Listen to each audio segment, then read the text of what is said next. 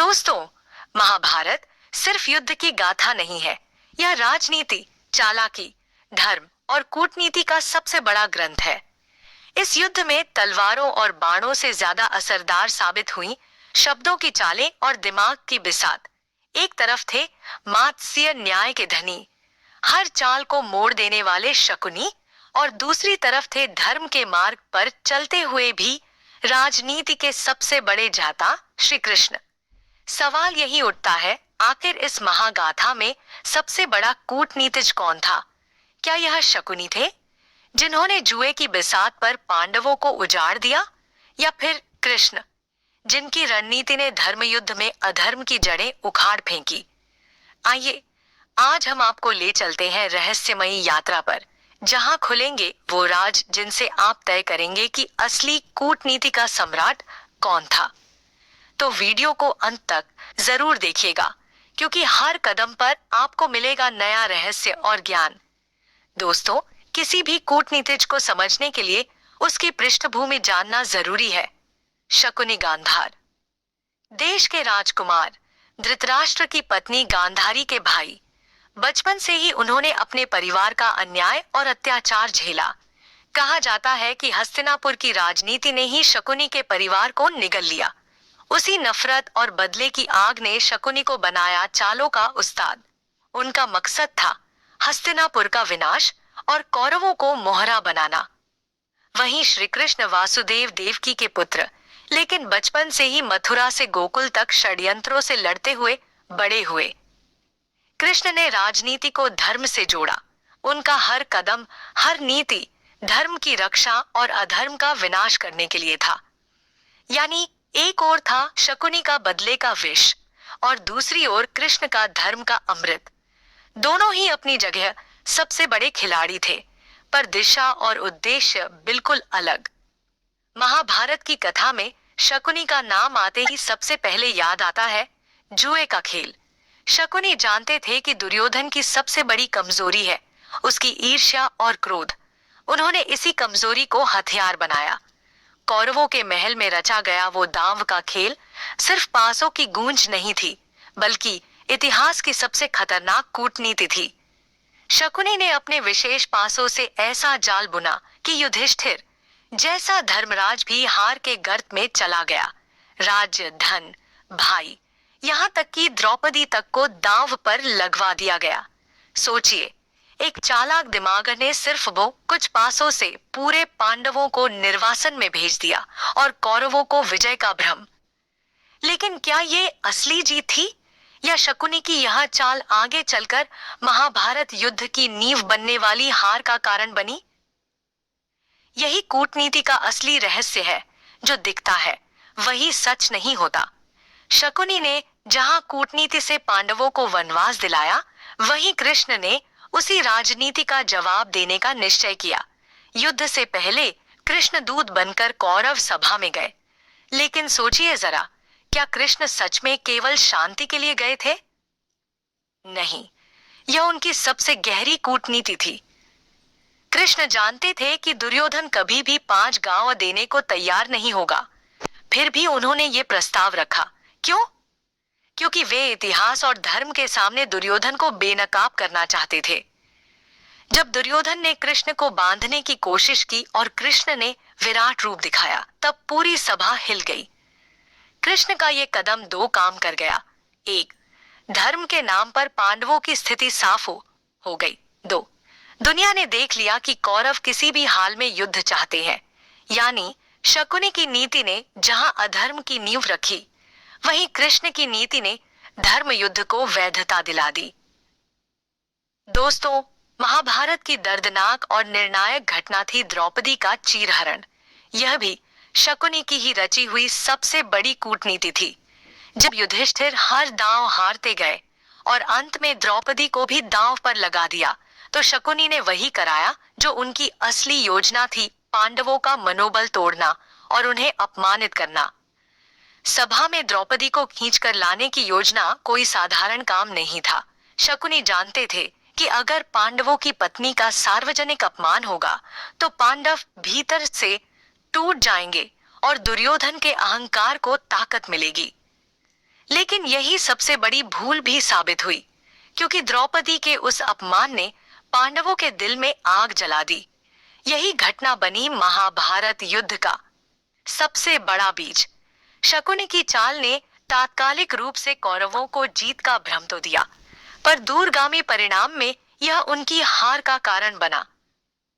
दोस्तों, शकुनी ने जहां अपमान और छल से महाभारत की नींव रखी, वहीं कृष्ण ने ज्ञान और धर्म से युद्ध का मार्ग प्रशस्त किया। जब कुरुक्षेत्र का रणक्षेत्र सज चुका था, तो अर्जुन के सामने सबसे बड़ा संकट आया। अपनों को देखकर उसका धनुष कांपने लगा। उसने युद्ध करने से मना कर दिया। यह वही पल था जब पूरी पांडव सेना का मनोबल टूट सकता था। लेकिन कृष्ण जानते थे कि असली जीत केवल शस्त्रों से नहीं, बल्कि मन और आत्मा की दृढ़ता से होती है। तब उन्होंने अर्जुन को गीता का उपदेश दिया। धर्म, कर्म, आत्मा और परम सत्य का ऐसा ज्ञान दिया जो सिर्फ अर्जुन ही नहीं, बल्कि आने वाली पीढ़ियों के लिए भी अमर हो गया। कृष्ण की यह रणनीति साधारण नहीं थी। उन्होंने अर्जुन को सिर्फ तो योद्धा नहीं, बल्कि धर्म का प्रहरी बना दिया। जहां शकुनी की नीति अपमान पर टिकी थी, वहीं कृष्ण की कूटनीति आत्मबल और धर्म बल पर आधारित थी। यही फर्क दोनों को अलग खड़ा करता है। दोस्तों, महाभारत का सबसे हृदय विदारक प्रसंग है अभिमन्यु वध। यह भी शकुनी की ही एक घिनौनी कूटनीति थी। जब अर्जुन रणभूमि से दूर थे, शकुनी ने कौरवों को सलाह दी कि आज ही वह दिन है जब पांडवों की रीढ़ तोड़ी जा सकती है। उन्होंने चक्रव्यूह की योजना बनाई, जानते हुए कि अभिमन्यु इस व्यूह को तोड़कर प्रवेश तो कर सकता है, पर निकल नहीं सकता। अभिमन्यु वीरता से लड़ा, लेकिन द्रोण, कर्ण, दुर्योधन, अश्वत्थामा, कृतवर्मा और अन्य महारथियों ने मिलकर उस पर एक साथ वार किया। यह युद्ध का नियम तोड़ने वाली सबसे बड़ी चाल थी। शकुनी की यही नीति थी, धर्म को तोड़ो, छल से जीत हासिल करो। लेकिन यही कूटनीति पांडवों के भीतर ऐसी ज्वाला बन गई कि युद्ध और भी उग्र हो उठा। अभिमन्यु की शहादत ने अर्जुन को प्रतिज्ञा दिलाई और कौरवों के लिए विनाश का बिगुल बजा दिया। शकुनी की चालें तात्कालिक विजय दिलाती थीं, पर अंत में वही उनके पतन का कारण बनी। दोस्तों, युद्ध में सबसे बड़ी चुनौती थी भीष्म पितामह और गुरु द्रोणाचार्य। ये दोनों इतने महान योद्धा थे कि सीधी लड़ाई में कोई पांडव उन्हें हरा ही नहीं सकता था। यहाँ कृष्ण की कूटनीति चमकी। पहले बात भीष्म की। कृष्ण जानते थे कि भीष्म केवल पांडवों को देखकर पूरी शक्ति से लड़ेंगे, परंतु शिखंडी को देखकर उनका धनुष ढीला पड़ जाएगा, क्योंकि शिखंडी पहले जन्म में अंबा थीं और भीष्म के प्रति उनके मन में बदला था। कृष्ण ने इस कमजोरी को हथियार बनाया और अर्जुन को शिखंडी के पीछे खड़ा कर दिया। परिणाम स्वरूप भीष्म शस्त्र नहीं उठा पाए और बाणों की शैया पर गिर गए। अब आते हैं द्रोणाचार्य पर। द्रोण अजेय थे, लेकिन कृष्ण ने युधिष्ठिर से कहलवाया। अश्वत्थामा मारा गया। सच आधा बोला गया। हाथी अश्वत्थामा मारा गया था। द्रोण ने यह सुनकर शस्त्र त्याग दिए और उसी समय द्रुपद पुत्र धृष्टद्युम्न ने उनका वध कर दिया। यानी कृष्ण की नीति थी धर्म की रक्षा के लिए अधर्म के समान चाल का प्रयोग, जबकि शकुनी अधर्म को ही साधन मानते थे। यही अंतर उन्हें महान कूटनीतिज्ञ बनाता है। दोस्तों, शकुनी की सबसे बड़ी ताकत थी लोगों की कमजोरियों को हथियार बनाना। उन्होंने दुर्योधन के अंदर की ईर्ष्या और कर्ण के अंदर का हीन भावना दोनों को भड़काया। दुर्योधन को शकुनी को हमेशा ये समझाते, पांडव तुम्हारा राज्य छीन लेंगे, वे तुम्हें कभी राजा नहीं बनने देंगे। इसी तरह कर्ण से कहते, तुम जन्म से सूत पुत्र हो, पांडव तुम्हें कभी स्वीकार नहीं करेंगे, केवल दुर्योधन ही तुम्हारा सच्चा मित्र है। इन दोनों को भड़काकर शकुनी ने कौरव सेना के दो सबसे बड़े योद्धाओं को अपनी मुट्ठी में कर लिया। दुर्योधन की महत्वाकांक्षा और कर्ण की निष्ठा दोनों शकुनी की चाल के मोहरे बन गए। यही नहीं, शकुनी बार बार दुर्योधन को पांडवों के विरुद्ध हिंसा और क्रूरता की राह पर धकेलते रहे। यह रणनीति युद्ध की आग को और प्रचंड बनाती गई, लेकिन इसी आग में अंततः कौरव खुद जलकर राख हो गए। दोस्तों, जहां शकुनी दुर्योधन को भड़काकर युद्ध में झोंकते रहे, वहीं कृष्ण ने उसी दुर्योधन की महत्वाकांक्षा को उलझाकर उसे अकेला छोड़ दिया।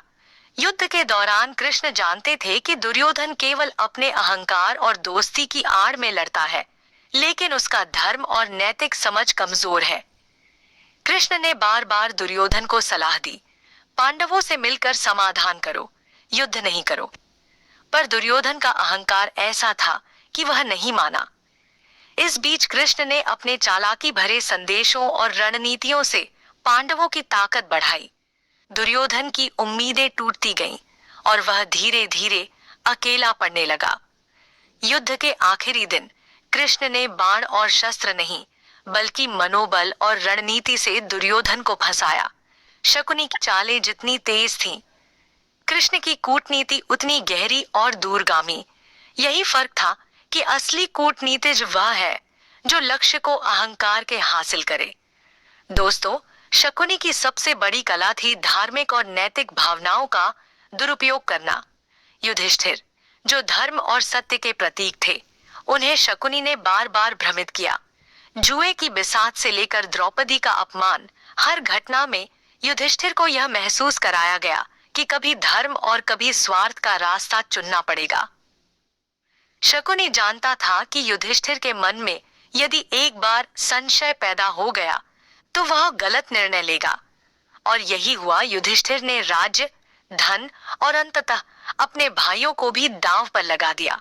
शकुनी ने केवल खेला नहीं, उसने युधिष्ठिर के धर्म बुद्धि को हथियारों की तरह मोड़ दिया।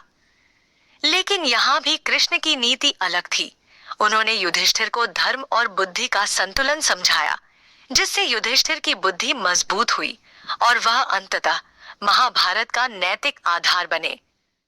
दोस्तों, महाभारत में कृष्ण की कूटनीति की सबसे बड़ी खासियत थी शत्रुओं के बीच दरार डालना और उनकी कमजोरियों का सही समय पर उपयोग करना। उन्होंने देखा कि कौरव केवल बाहरी ताकत से नहीं, बल्कि अंदर से अपने अहंकार और आपसी प्रतिस्पर्धा से कमजोर है। कृष्ण ने दुर्योधन और कर्ण के बीच विश्वास और समझ का फर्क पहचानकर उसे अपनी योजना में इस्तेमाल किया। उन्होंने भीष्म, द्रोण और अश्वत्थामा जैसी अपराजेय शक्तियों के भीतर छुपी कमजोरियों को पहचाना और सही समय पर उसे उजागर किया। इस तरह युद्ध के दौरान कोई भी शक्ति अर्जुन और पांडवों के खिलाफ पूर्ण नहीं रह सकी। कृष्ण की यह रणनीति दिखने में सरल लगती थी, लेकिन यह गहरी, दूरदर्शी और परिणाम सक्षम थी। यही कारण है कि महाभारत के अंत तक उनका कूटनीतिक प्रभाव शकुनी की चालों से कहीं अधिक स्थायी और निर्णायक साबित हुआ। दोस्तों, शकुनी की सबसे खतरनाक कला थी विश्वास और रिश्तों को तोड़ना। वह जानता था कि अगर पांडव आपस में लड़ पड़े तो कौरवों को युद्ध जीतना आसान हो जाएगा। उसने छोटे छोटे झूठ, अफवाहें और मानसिक खेलों के जरिए पांडवों के बीच संदेह पैदा किया। उदाहरण के लिए, शकुनी ने यह सुनिश्चित किया कि युधिष्ठिर, भीम और अर्जुन में कभी कभी निर्णयों में मतभेद दिखाई दें, जिससे उनके मनोबल और सामूहिक शक्ति पर असर पड़े। उन्होंने यह भी खिला किया कि किस तरह छोटे विवाद बड़े झगड़ों में बदल जाएं। लेकिन पांडवों के भीतर विश्वास और धर्म की शक्ति थी। कृष्ण ने हमेशा उन्हें याद दिलाया कि सच्चाई और धर्म के मार्ग पर चलो और छल पर मत भरोसा करो। यही वजह है कि शकुनी की चालें क्षणिक प्रभाव डालती रहीं, लेकिन स्थायी जीत नहीं दिला सकीं। दोस्तों, जहां शकुनी लगातार जाल बुनते रहे और पांडवों को फंसाने की कोशिश करते रहे, वहीं कृष्ण की सबसे बड़ी कूटनीति थी सामने दिखाई देने वाली चालों को पीछे से पलटना। कृष्ण जानते थे कि सीधे संघर्ष से कौरवों की ताकत नहीं तोड़ी जा सकती, इसलिए उन्होंने हर चाल का उल्टा असर तैयार रखा। उदाहरण के तौर पर शकुनी ने अभिमन्यु के वध के लिए चक्रव्यूह बनाया, लेकिन कृष्ण ने इसे ऐसे मोड़ा कि यह पांडवों की आक्रोश शक्ति और एकजुटता का कारण बना। भीष्म और द्रोण के खिलाफ कृष्ण ने अपने चालाकी भरे उपाय किए, जिससे अपराजेय योद्धा धीरे धीरे पांडवों के पक्ष में कमजोर पड़ गए। यानी जहां शकुनी की चालें तत्कालीन सफलता देती थीं, वहीं कृष्ण की कूटनीति दीर्घकालीन, दूरदर्शी और निर्णायक थी। यही कारण है कि अंततः महाभारत में धर्म और न्याय की जीत हुई और शकुनी के जाल सदा के लिए टूट गए। दोस्तों, अब सवाल उठता है, महाभारत में सबसे बड़ा कूटनीतिज्ञ कौन था, शकुनी या श्री कृष्ण? शकुनी ने चालाकी, छल और तात्कालिक जीत की कला दिखाई। उसने 500 और अपमान की शक्ति से कौरवों को बढ़ाया, पांडवों को हिलाया और युद्ध की आग भड़काई। लेकिन उसकी कूटनीति केवल क्षणिक और स्वार्थपूर्ण थी। वहीं कृष्ण की कूटनीति थी दूरदर्शी, धर्मसंगत और स्थायी। उसने युद्ध की नींव में छिपी कमजोरियों को पहचाना, मनोबल बढ़ाया, शत्रुओं के भीतर दरार बनाई और अंततः धर्म और न्याय की जीत सुनिश्चित की। यानी शकुनी की चालें केवल प्रभावशाली थीं, लेकिन श्री कृष्ण की चालें इतिहास बदल देने वाली थीं। दोस्तों, अगर आपको यह कहानी रोमांचक लगी तो वीडियो को लाइक, अपने विचार कमेंट में साझा करें और हमारे चैनल को सब्सक्राइब करके